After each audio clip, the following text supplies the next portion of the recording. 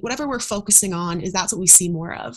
And so in the morning when we're looking at ourselves, or throughout the day, basically we create this reality for ourselves where we see the things that we don't like about ourselves simply because we've been fixating on them, right? And then that dictates how we often feel about ourselves.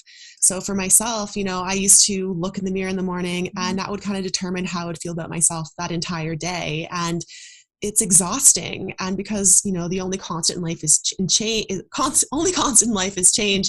And right. And then how we see ourselves is always changing our self-worth if we're basing it on how we look in the mirror. It's just this big roller coaster ride where we never really feel good about ourselves.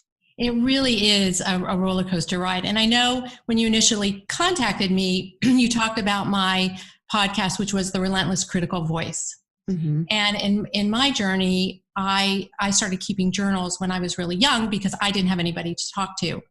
And it was so interesting because everything you're saying, again, I relate to, because when I went back and read my journals, it was, it was so painful how mean and just how it really does dictate our day. And I find that it also changes. I always like to think of things as like waves, how it, like what you said about there's always that constant of change, which I really like.